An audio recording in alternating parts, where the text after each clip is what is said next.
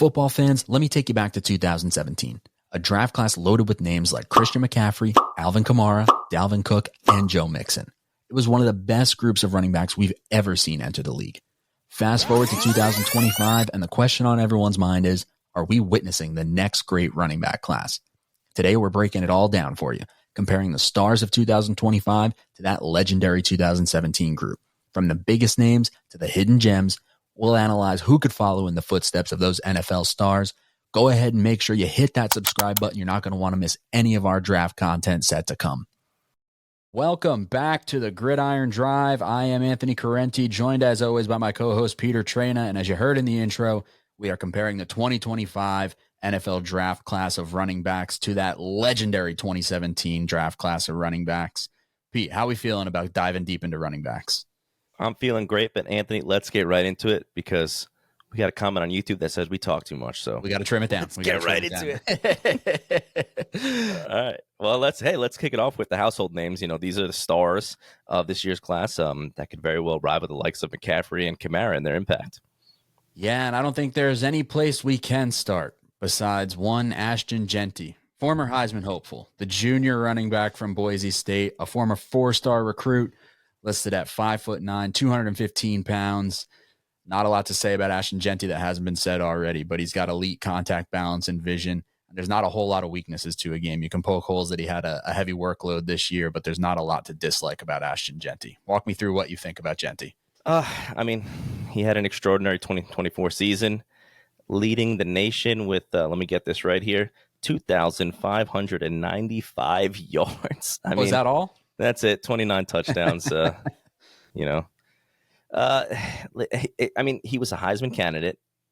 Really, I don't want to waste too much time on Genty. What else can you say? I mean, he's got the speed, he's got the vision, he's got everything, man. He's going to be, I think, a top 15 pick. He might slide a little bit, just because I don't see a good spot for him in the top 5, maybe top 10. But he's everything you want in a running back.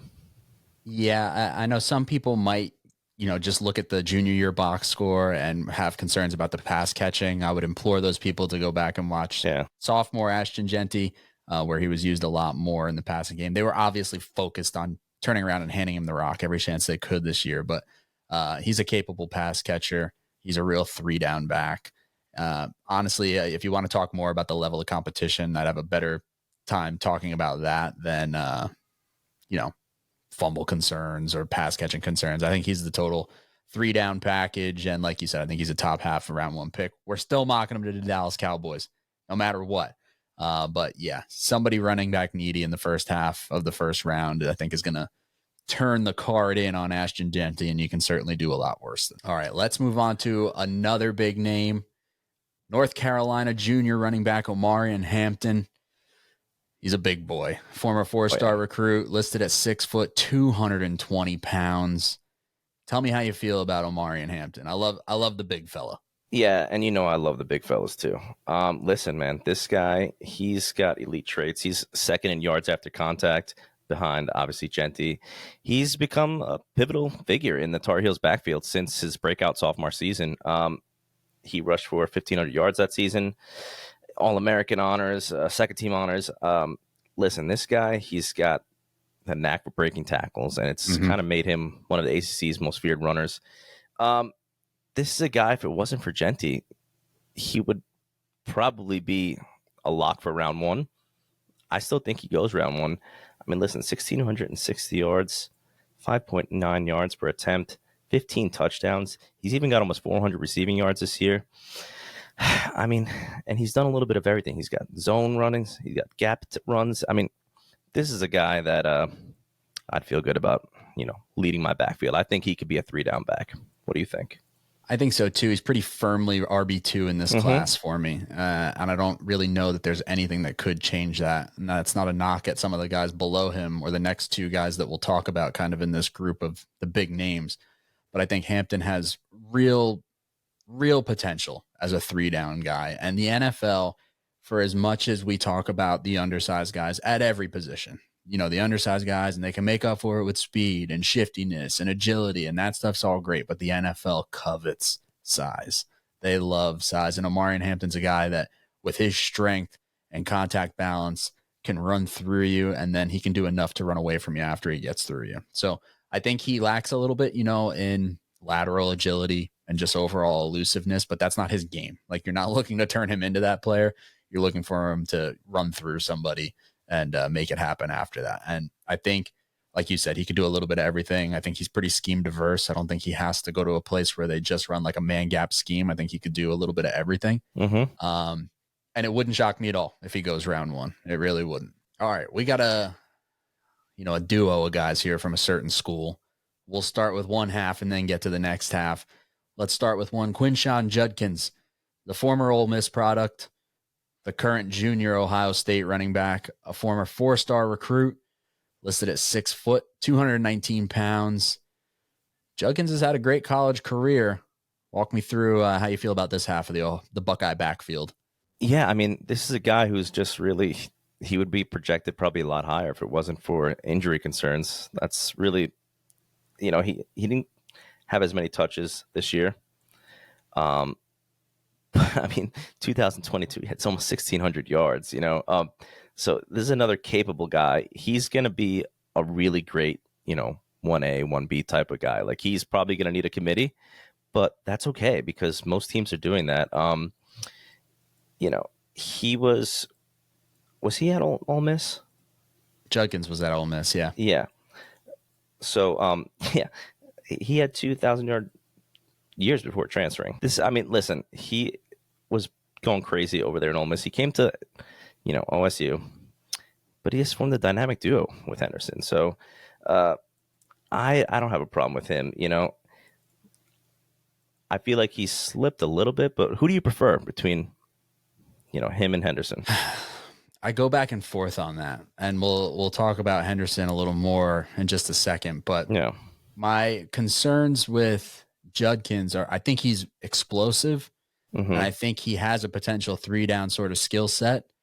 I wonder if he lacks like one elite characteristic. You know what I mean? Like, one, hang your hat on, this is what he's great at. I think he's really good at a lot of things. And that's fine. Like, there's not a problem with it. I think if he gets in a spot where they feature him and there's a good old line there, like, he could eat. But I do wonder if he's best, profiled as part of a committee or like a 1A. But I think he's a really capable back who is explosive and can get some tough yards. So I do like him, maybe not as much as some other people do. To me, the conversation between the two running backs is like, I almost feel like Quinshay Judkins has the higher floor and Trayon Henderson has the higher ceiling. And if you don't have anything else about Judkins, we can use that as a point to pivot to Henderson from there. Yeah, and I messed up before. I got confused with Judkins and Henderson. Judkins doesn't really have any injury concern. Henderson is the one. Does. Yeah, so yeah. I confused myself here in my notes. That's all right. You got your Buckeyes backs confused. Hey, Buckeye back. That's a tongue twister right there, man. Well, Trayon Henderson, the senior running back from Ohio State, he surprisingly went back to school last year. Former 5-star recruit, 5'10", 208 pounds. He is a home run hitter. But like Pete said, some durability concerns. That was the biggest weakness for me. So any other thoughts about Henderson?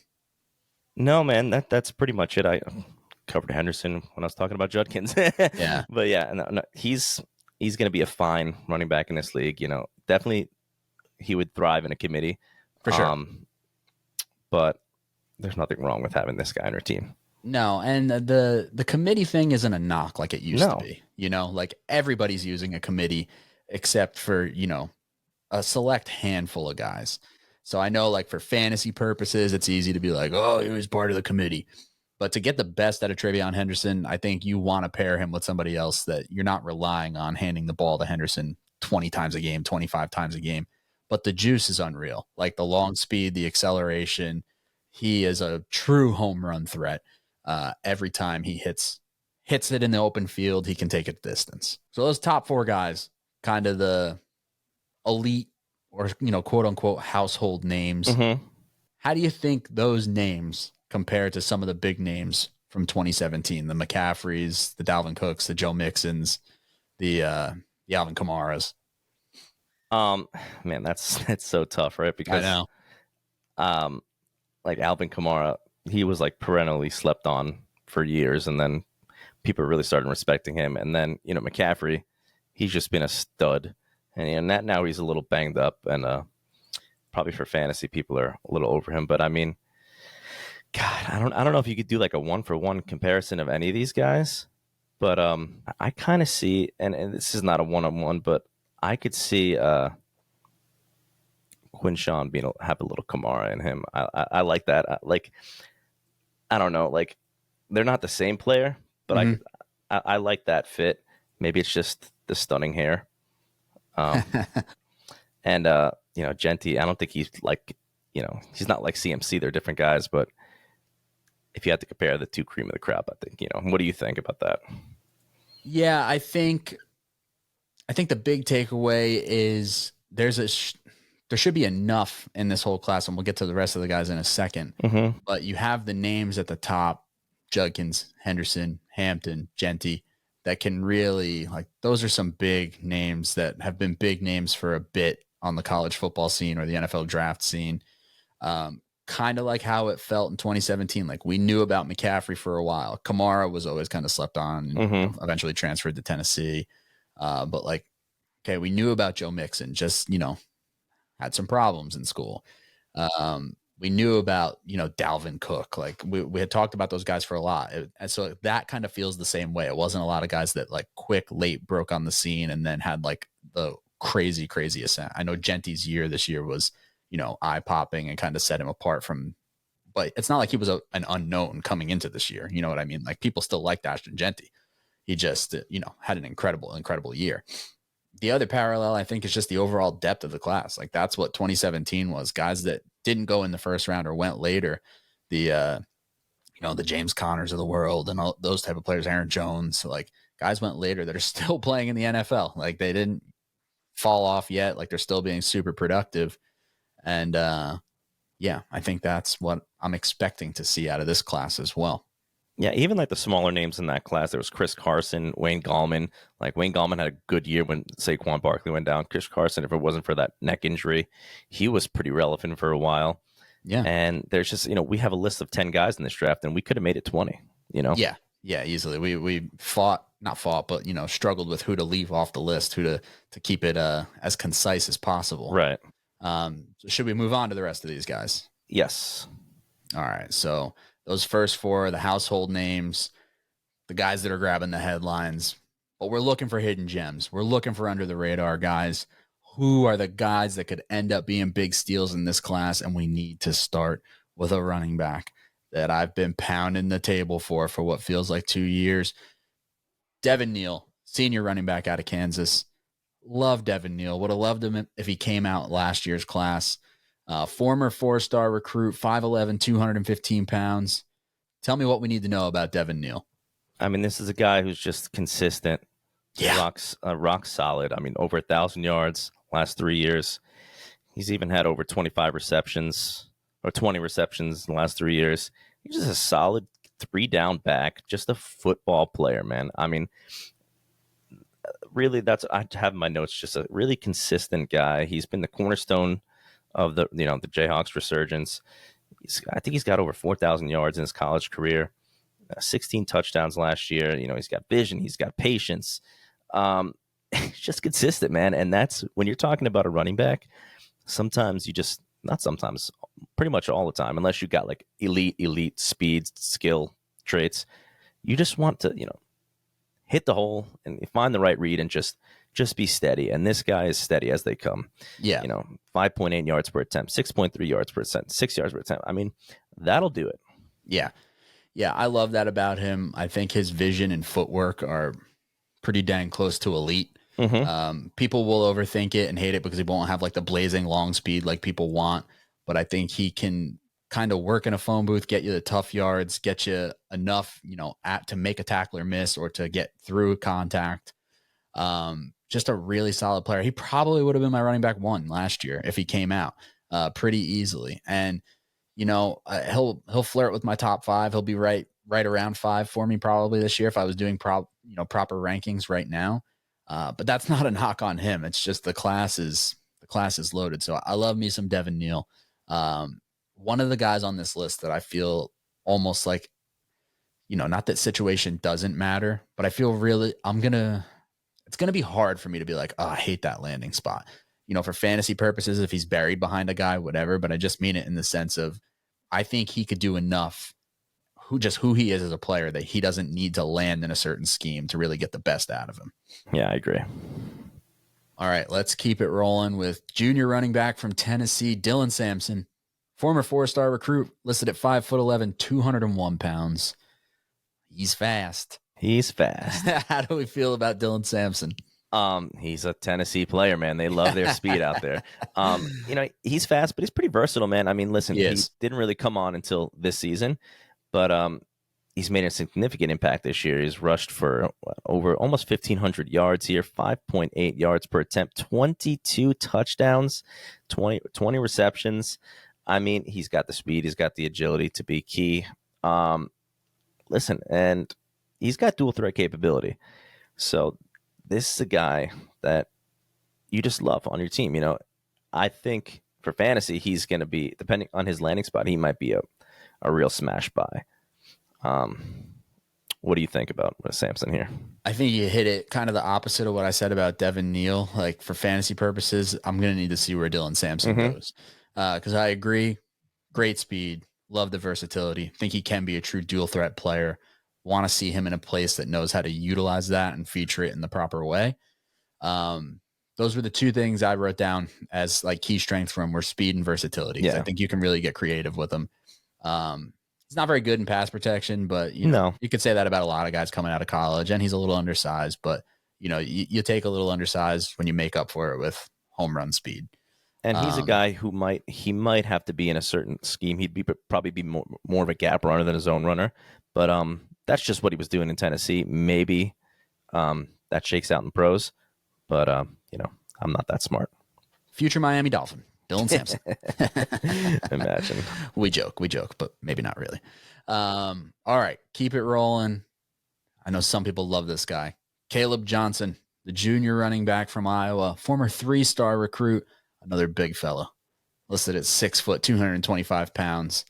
Tell me how you feel about Caleb Johnson. This is another guy, man. He's kind of the opposite of Samson, where he's more of a zone runner. But listen, he's got some pretty elite traits. He's third in the country in 15 plus yards, runs. He's rushed for over almost 1,600 yards this year, 21 touchdowns. That'll do it. 6.4 yards per attempt.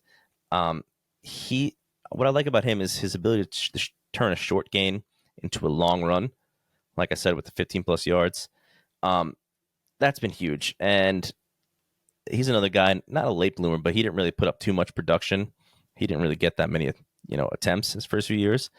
But he's got elite traits, man. 16th in missed tackles forced. You could do a lot worse than this guy. I mean, he's 6th in yards after contact. That's like a big metric that a lot of people are looking at nowadays because that's makes you more offensive line proof. Yeah.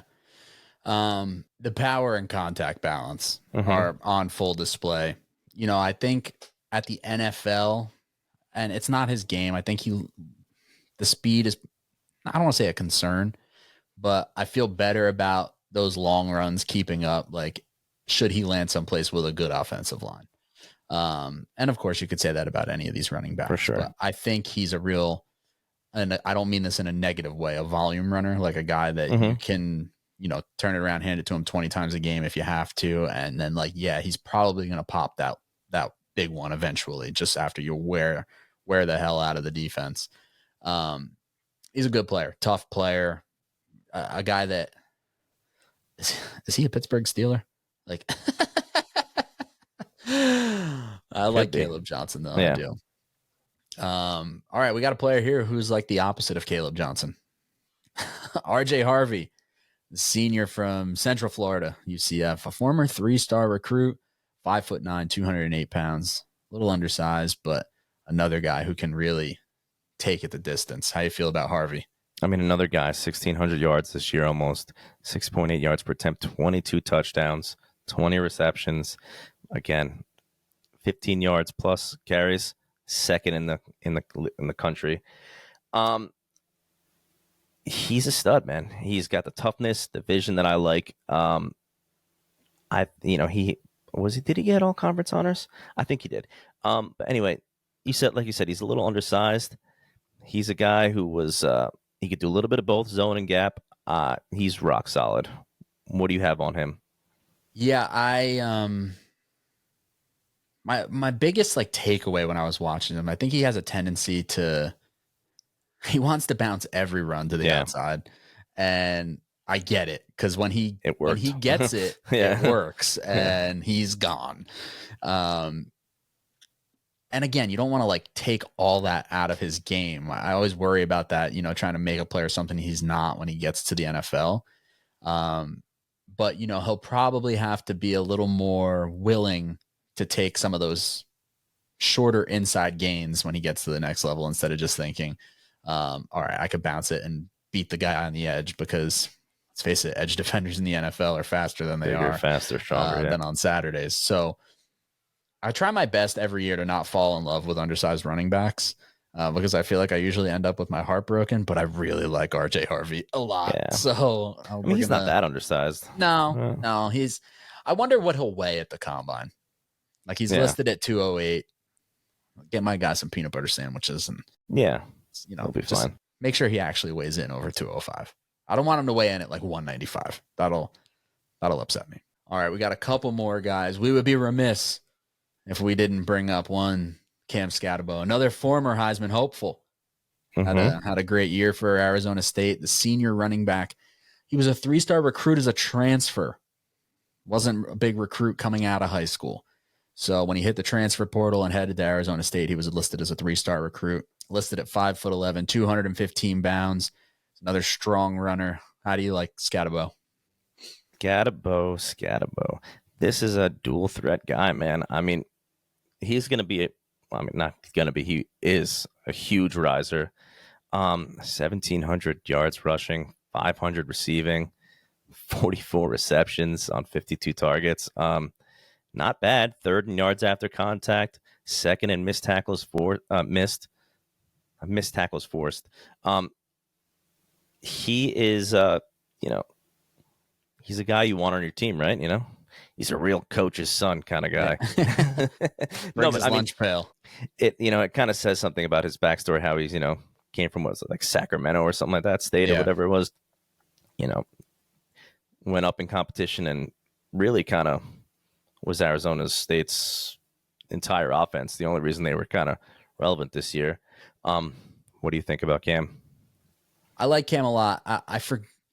I'm drawing a blank on who I saw post this on X originally. But I saw, so if you're listening or watching, I apologize. But I saw someone comp him to James Conner. Well, I like that. I love that comp. North and South runner. Like as soon as I read it, I was like, oh man, that's a really good comp. That really is who he kind of reminds you of. I think he's a really good, solid player. Another guy that I'm really interested to see where he ends up. He's got a good combination of strength and explosiveness. And like you said, what he can chip in as a pass catcher. I think teams are really going to love that.